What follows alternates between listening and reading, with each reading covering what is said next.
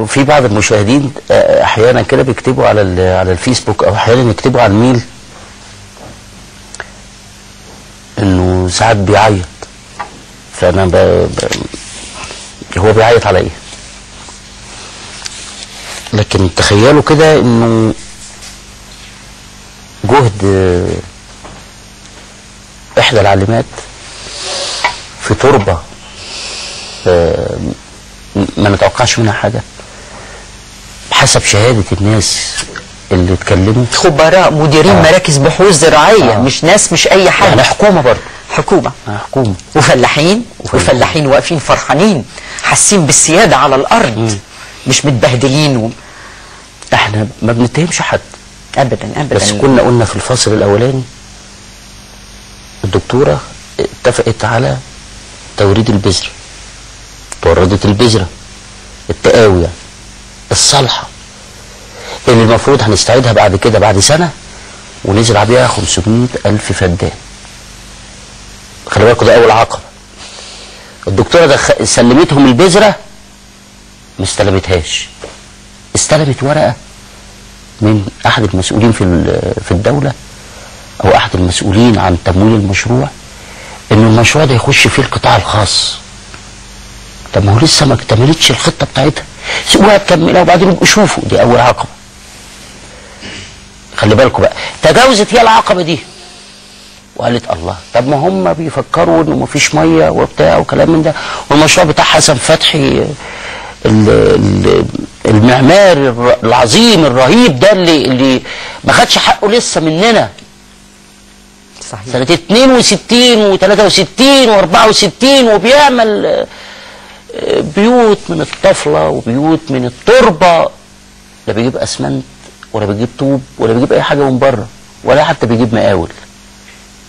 ده اللي هيسكن هو اللي بيبني.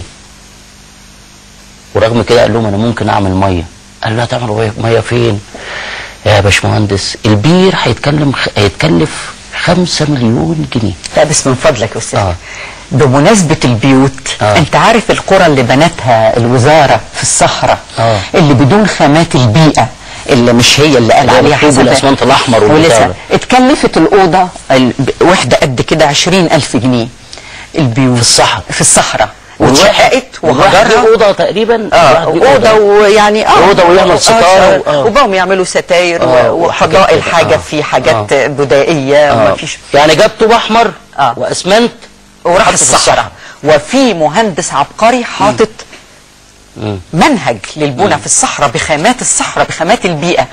لما طبقته زينب الديب، الحجره او البيت اتكلف لما لا يتجاوز 4000 5000 جنيه والأوضة في مساحة. لا هو البيت كان أظن في الإنتاجية الصغيرة يبقى 8000، إنما لما تدينا البيت ده حلقة لوحدي كده نعمله. لأن مش في وثائق مع حضرتك؟ أمال إيه؟ ما هو إحنا اسمه إيه؟ المشروع انا عمال اورط الاستاذه سكينه كل ما اقول لها على حاجه اقول لها في وثائق، فيبدا الانمائي المتكامل. الانسان القضيه مش بس زراعه، هو عشان يعيش له علاقه بالارض بالزرع بالميه، بيئه متكامله. البيت ده اللي خرجوا الشباب اللي مش قادر يقعد جوه البيوت اللي بنتها وزاره الزراعه، بقى يبني بالطريقه الثانيه بتكلفه لا تتجاوز 1000 جنيه او 2000 جنيه للحجره. دي الحلقه الاولى، الحلقة الأولى من سلسلة الحلقات اللي هنعملها. معرفش بقى هنكتب ندعي يعني بعد الكلام اللي حضرتك قلتيه ده والسرد اللي حصل. لا أنا بترجاك تدعي الفلاح، تدعي صاحب القضية ليتكلم ويصف. في الأستاذ عيد حضرتك قلت عيد عفيفي، يا حاج عيد، الحاج عيد عفيفي لو بتشوفنا دلوقتي. أنا أشك إنه سهران لدلوقتي، ربما يشوفك في الإعادة الصبح. تمام. لأنه هو ترجى ناخد أي حد يسمعه يقول لك ما حدش بيسمعنا ليه؟ هو أي فلاح هاتوا لي التليفون، حطوا لي الميل والحاجات دي على التليفون على الشاشة. أو يتصل بالقناة يقول لهم بس ادونا أي حد من برنامج منشط، وأنا هديكوا نمر عيد عفيفي.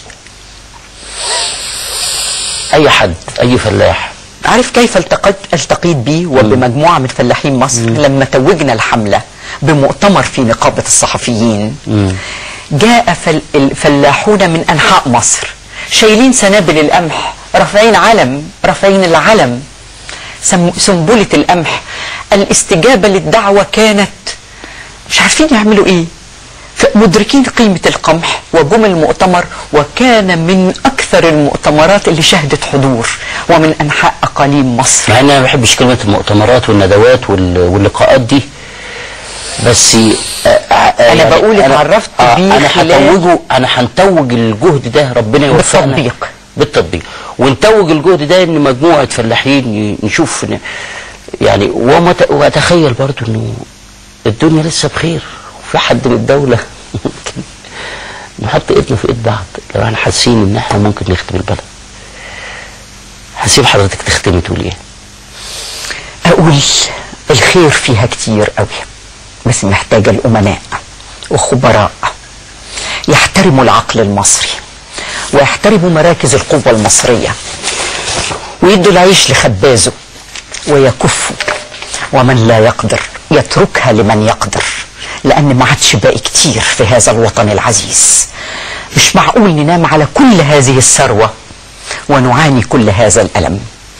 أما قدمته النهاردة قدمت وثيقة بس مما يملك هذا الوطن من عقول وعلم وعالمة مصرية وأرض ومية وصحراء وخبيئة و مش حرام ان احنا نعاني كل هذه المعاناة، بطالة وفقر ومرض وظروف صعبة، وشباب بيتخرج مش لاقي فرص تنمية، وبنسمع ان يعني في فرص عمل كتيرة والشباب مش عارف يروح فين.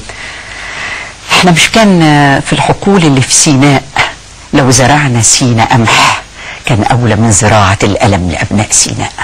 تصور كده لو كانت سيناء زرعت بالقمح وتمازج أبناء سيناء مع أبناء الوادي، المصريين اللي من سيناء والمصريين اللي من الوادي، هل كانت سيناء تشهد ما تشهد من ألم الآن؟ أنا قدمت وثيقة أمل، أرجو أن تطبب الألم، لأن أنا عارفة أن كل من يشاهد وبعد أن شاهد بالصوت والصورة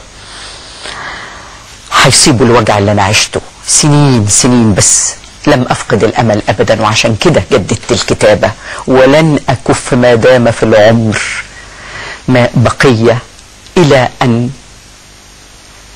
أرى ثمار لهذا الفيض من الغنى اللي مصر ملكاه وولادها وعلمائها وناسها. سلام عليكم.